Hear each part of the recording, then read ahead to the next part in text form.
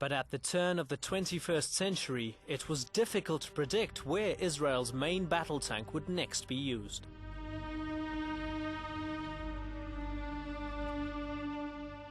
Israel had made peace with Egypt in 1979.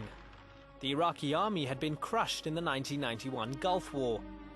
Israel had signed peace accords with the Jordanians and the Palestinians.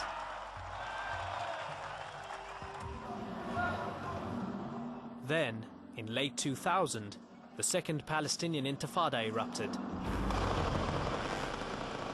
The Merkava was soon deployed in support of Israeli military operations in the West Bank and Gaza.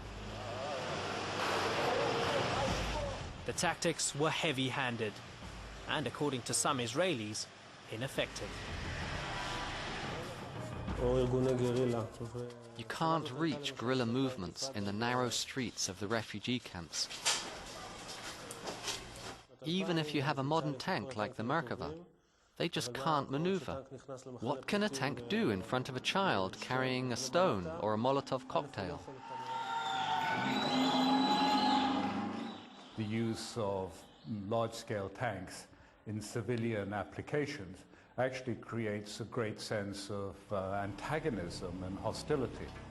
This alienates, this makes people angry, and promotes in them a desire to find other ways to hit back.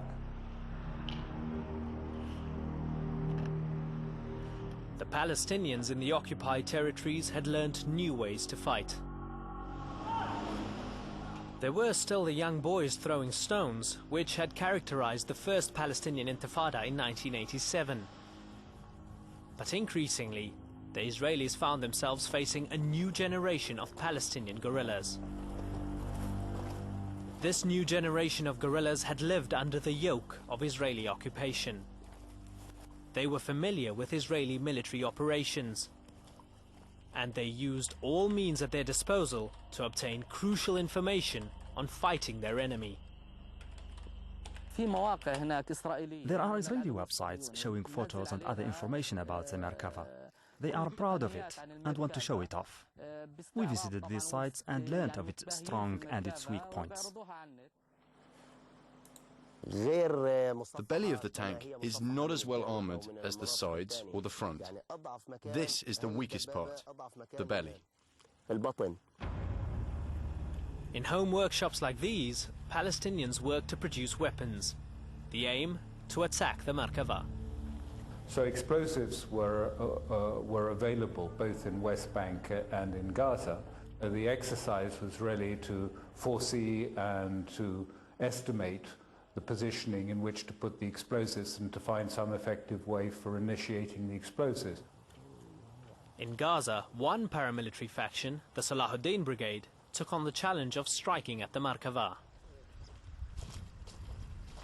We met the fighters who explained how they planned and executed a classic ambush along this road close to what was once the Jewish settlement of Netzarim in February 2002. We carefully observed the Merkava for 2 months, and one day we decided to attack it. We planted 2 mines on the road, a small one of 30 kilos and a larger one of 120 kilos. The small mine targeted a military convoy which was coming out of the Israeli settlement of Netzarim. This exploded, and as we had predicted, a Merkava tank was sent to rescue the convoy.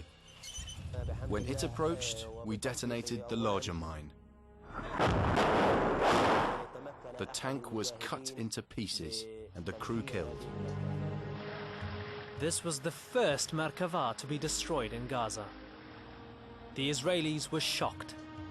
The Palestinian guerrillas saw this attack as a significant step forward in their resistance to Israeli occupation. Praise be to God. We were happier than ever before.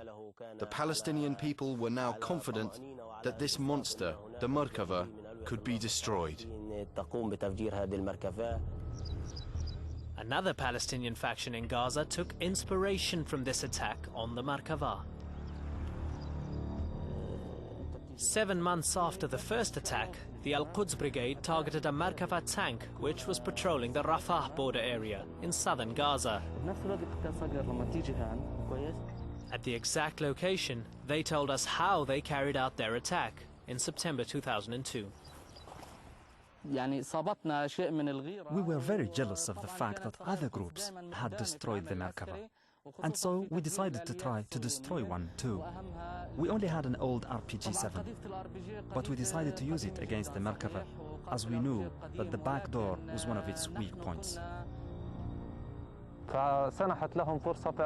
opportunity came when the tank turned and its back door was facing us. We fired the RPG, which penetrated the back door. The shells inside the tank exploded, creating a massive bang. The blast was so huge that massive fragments of metal from the destroyed tank scattered across the area, smashing holes in the border wall the Israelis had built. An area that had been frequently shot at by the Israeli army now bore the shrapnel marks from a destroyed Merkava. We celebrated and distributed sweets to all our relatives and friends. At first the Merkava was like a miracle, but now it's something normal, like any other armored vehicles. Other Merkava tanks were targeted by Palestinian militants. A week after the strike by the Al-Quds Brigade, another Merkava was blown up by a landmine close to Al-Mughazi refugee camp. The explosion was so powerful that to this day the soil still remains discolored on the exact spot where the tank was destroyed. These Palestinian shepherd boys showed us what they said were remnants from the destroyed tank. Such successful strikes against the Merkava in Gaza, though exceptional, nevertheless demonstrated that the legendary tank was not invincible. A chink in Israel's armor had been detected. Hezbollah was quick to pick up on these lessons when Israel invaded Lebanon in the summer of 2006. Like the Palestinians, Hezbollah made it their aim to damage what was still a powerful symbol of Israel's technological might. As in 1982, the Israelis decided to spearhead their incursion into Lebanon with tanks. And as in 1982, the Merkava was the principal instrument through which Israel implemented its version of Blitzkrieg, a lightning war in which the Israeli army sought to win all of its battles quickly, decisively, and with the fewest possible casualties. Israel's major ground assault into Lebanon was launched on two fronts. Neither of them was an obvious choice for tanks. The terrain in the south is ideal guerrilla country. It is hilly, it is often well covered with trees and undergrowth. It has caves, it has tunnels. It was ideal territory for people who know the ground and understand the area very well, and extremely difficult for an invader who does not know the ground as well. The Israelis first crossed the border from the Metula settlement and advanced through this valley beneath the village of Al-Khiyam. Hezbollah guerrillas, hiding in the surrounding hills and villages, fired their anti-tank missiles at the Israeli tanks advancing below.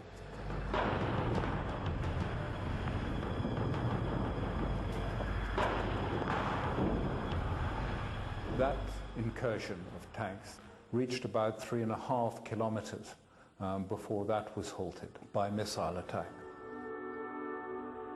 Hezbollah was using the latest Metis and Kornet anti-tank missiles. Manufactured in Russia, the missiles had the ability to pierce even the heavy armor of the Merkava.